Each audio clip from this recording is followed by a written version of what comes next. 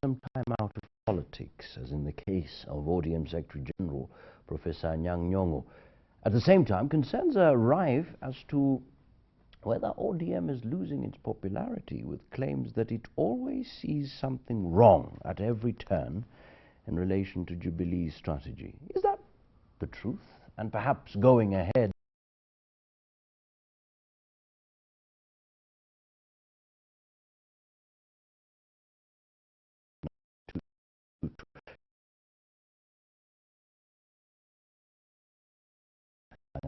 welcome to the Power Breakfast. Thank you. Very well. That's just to put the figures and facts and figures on the ground. How's the process so far? Are we ready? Are you ready for the exercise? We are ready.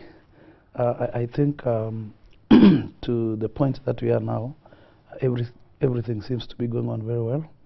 We've secured the venue. We are finalizing on the register for the delegates. Those showing interest with various available positions within the party have continued to pick their forms, and I think the National Election Board has been beefed up so that they can be able to deliver on this particular election. Mm-hmm. So rightly, everything is going on very well. Is there a secret? Before you do elections, you have to do party recruitment. We have not heard of any recruitment at all going on during the last few months or so days. How do you do party elections without recruitment? Don't you need new members?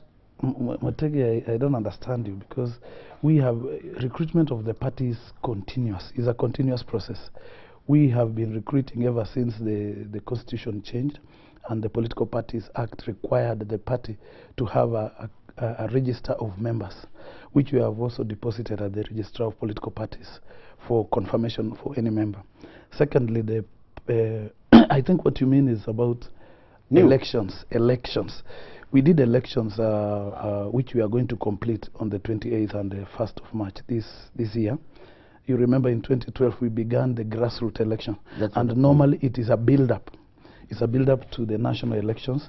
And we chose to stagger for reasons that, to make it more credible. And you remember in the 2012 we did from ward level all the way to county level.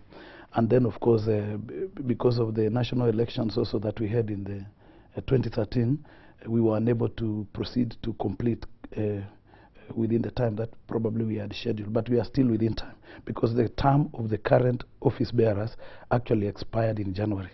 And before that, we had a National Governing Council, which we requested it to extend the term of the current office holders by about a month to allow us to be able to plan for a good election. And basically, we are within our program in terms of completion of those elections.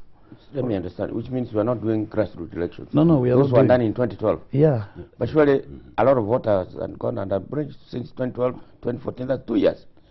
There must have been some delegates who died or moved or whatever. There must be some. What do you do about that? Yeah. Within the said elected delegates, some of them have quit, some have died, like you've said. Yes. But our constitution allows the various the specific branches where gaps occur to be able to fill within those people who have been elected to the delegate system all along. Even at the national level, for example, if we were to complete this election and somebody dies in between there before the next 5 years, the law allows, our constitution allows the party to nominate from within the delegates somebody to fill such a position on an acting capacity. So basically that's what we are going to be doing.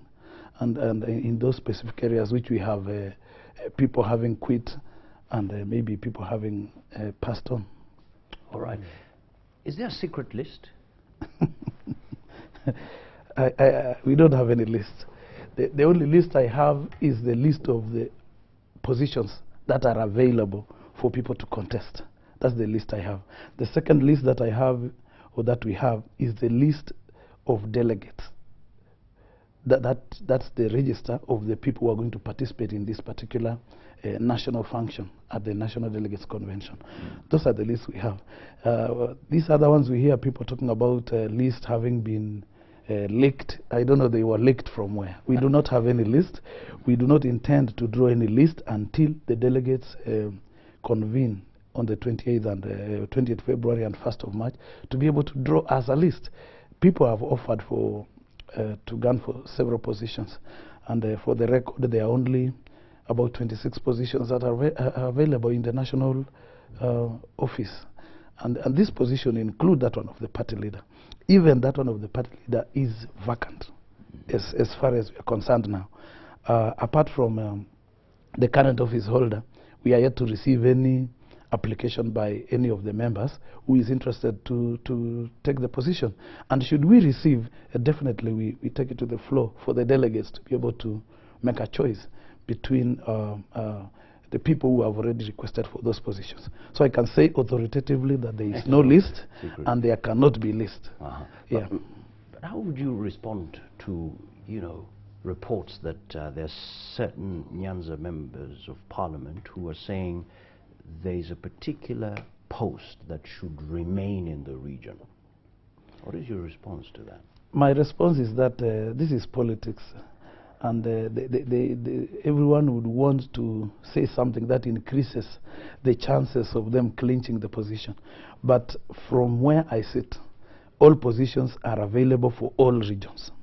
And I said all positions available for any regions. For example, if you look at the chairmanship position, it has already attracted a very interesting candidate. Honorable Mpuru, who is from Eastern, Honorable Nyamoya from South Nyanza, Honorable Otuoma from Western, and I think also there is a candidate from the coast. So that tells you all these things are available and it can go either side. If you look at the other positions as well, Secretary General, we have very credible candidates in Coast, Western, Nairobi, Nyanza itself, and I even hear Northeastern. So it's not true that some positions will be reserved for some regions. Of course, with the realization of the Constitution that it has to have the regional balance and all those kind of things, we hope that at the close of the invitation for applications on the 27th of this month, we will be able to see the shape that some of these positions in terms of requests would take. For example, the position of the National Treasurer has only received 3 applications from the Kisii region. So ideally, you see there is going to be a trend that is likely to develop and therefore will help us also as a party to be able to ensure that maybe the regional balancing is coming up. And once delegates or regions have been able to get satisfied that they are gunning for a specific position, then they are able to talk with other regions so that they can increase their chances of clinching the positions. And as such, I can only say there are no preserved positions for any individual. Whoever gets any position gets a position for ODM, not a region. Once you come into the national office, then you cease representing the interests of a certain section, because those sections have their branches, and the branches are competent enough to be able to represent the interests of those particular areas. Running elections is an expensive affair. One question is how you are financing it, and 2, who is going to supervise the election? I'll start from the second one. The supervision of election, we have a credible election board as a party. Because Mutegi, this is a party affair. And so long as the party... but you know all the mess that takes place during party elections? Yeah, but we have put all the necessary precautions. We have learned also our lessons from previous. But the National Election Board is a board that is competently, situated to be able to deliver on these elections. Of course, it is operating within the certain guidelines provided by our own constitution. So we do not have a problem, and we don't envisage a problem. And soon we shall be gazetting the official returning officer for that particular election. The other part of financing, definitely the party, through its well-wishers, the parliamentary group, and friends, will be able to contribute to this event. We would have been comfortable had we received the political party's fund from government. But you know, this government is for the upteenth time, deliberately trying to infringe on the rights of other Kenyans, and in this matter, the political parties. We have not received any funding, despite Parliament having approved some fund to go to the political parties fund.